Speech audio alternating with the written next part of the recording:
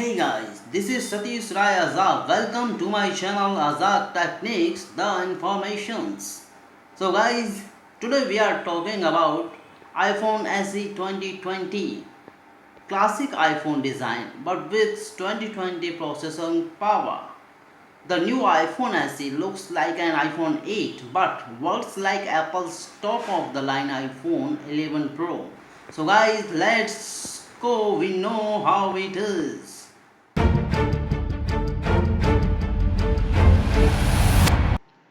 Hey guys, there are a lot of ways to think about Apple's new iPhone SE. One is that it's a more affordable option than the iPhone 11 with surprisingly similar camera specs with it is, or that it's the 2020 sequel to the original SE from 2016, which it also is, or at 4.7 inches, that it's the smallest and cheapest iPhone you can currently buy. It's an iPhone 8 with the brains and power of an iPhone 11. In fact, the new iPhone SE is, and that's why I am enamored with it. The new iPhone SE has the classic design that defined the iPhone for its first 10 years. The design, the body, and the camera lenses are all the same as 2017's iPhone 8, but Apple performed a clever brand transplant replacing the nearly 3 years old processor with the A30 Bionic processor used in the iPhone 11, 11 Pro, and 11 Pro Max. This goes well beyond a simple spec bump by measurably improving things like the cameras and battery life. The new processor not only runs faster, but it will likely future-proof the phone through years of iOS updates. But iPhone comes with the compromises which Apple chose wisely. The SE has only a single rear camera, it does not have a Face ID and it lacks camera features like night mode, slow fires and deep fusion processing. The selfie camera is okay but not as amazing as the one found on the iPhone 11, 11 Pro and 11 Pro Max. When you look at the complete picture, the iPhone SE represents the most value for your dollar of any phone Apple sells. It has an attractive price, fantastic battery life, great near camera, A30 processor, water resistance, and support for wireless charging. The S is not only a wonderful iPhone but one of the best budget phones you can currently buy.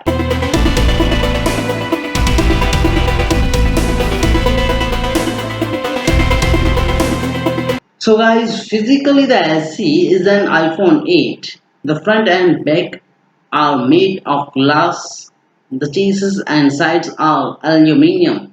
The only physical difference between the iPhone SE and iPhone 8 is that the Apple logo is now centered on the back to match current generation iPhones. The new phone has Apple's old school forehead and chin bezel above and below the screen.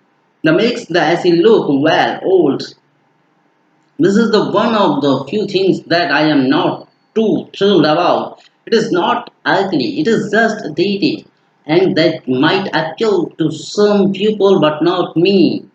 Having used Face ID for the past couple years, it's a strange and familiar feeling to set up and use Touch IDs. It's like going from an automatic transmission back to a back shift. But if the right car stick shift can be a blast. I forgot how much I missed the home button and how it makes interactions and navigations less fuzzy than sweeps and holds. I tap and hold pay for purchases instead of unchilling my phone to get Face ID verification. A speedy double tap shows recent apps, though Face ID has its own benefits. The home button is still as satisfying to use as it was back in the day. For teeny phone lovers, the iPhone SE's 4.7-inch LCD display is not as small as the original SE's 4-inch screen, but it's still smaller than most phones out right now and is enough to be portable and comfortable for most people. The screen on the SE is similar to the one on the iPhone 11, especially in terms of quality and resolutions. Text looks sharp, colors are accurate, and it's bright in sunny conditions. The iPhone SE is rated IP67, meaning it can withstand being submerged for 30 minutes at a depth of 1 meter. I was not able to taste the claim, though I did submerge it in a liter of water for 30 minutes and everything worked fine. This level of water and dust resistance is not something you normally find on phones under $400, so it is particularly noteworthy that the iPhone SE has it. The IC comes in the three colors black, white, and red. The iPhone 8 had its own red version too, but it had white bezels and damn in the if the iPhone as it does not look more striking in red with black bezels.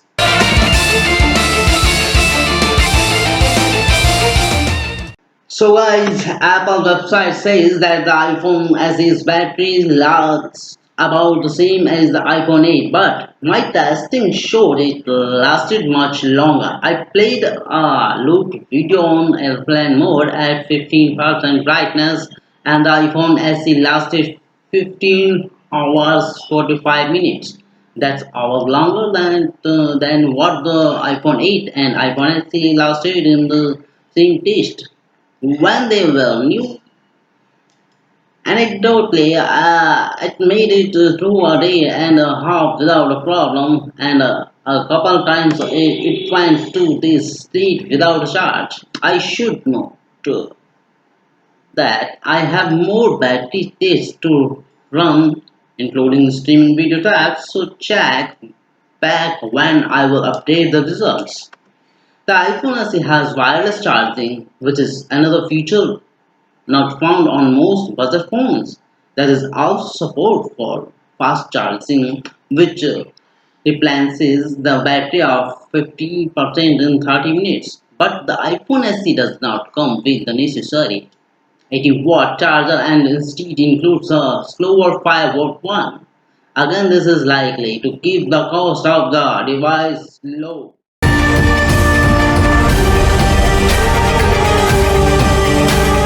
So guys, the longevity of Apple's iOS support for older devices is quite but significant. Apple of owning an iPhone. The iPhone 8 and its A11 processor are now 2.5 years old and will likely stop receiving iOS software updates a couple years. Before the iPhone SE and its never A13 Bionic processor, the performance stage the iPhone SE was consistently better than the iPhone 8 and the original iPhone SE. It scored similar results to what we got on the iPhone 11, 11 Pro and 11 Pro Max. In real life, that means app launch were happy playing games like Sky Children of Light and Doomsday worked well of these. Editing photos was easy and I could even use graphics heavy AR apps such as Wonderscope which transformed my bedroom into a training ground for ghosts.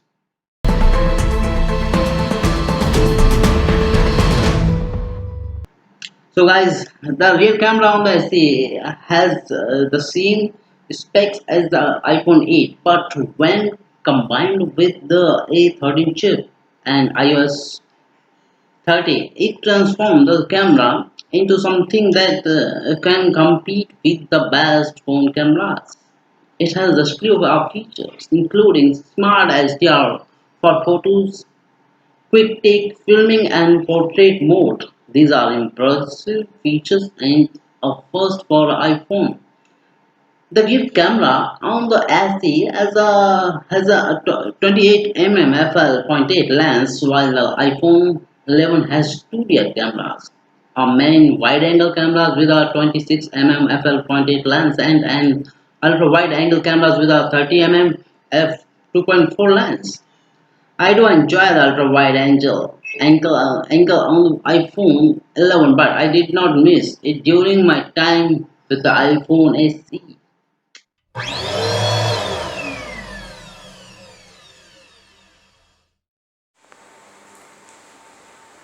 So guys, this information is useful to you, then please like and share this video, and if you new on my channel then subscribe my channel and press bell icon. Thanks and goodbye.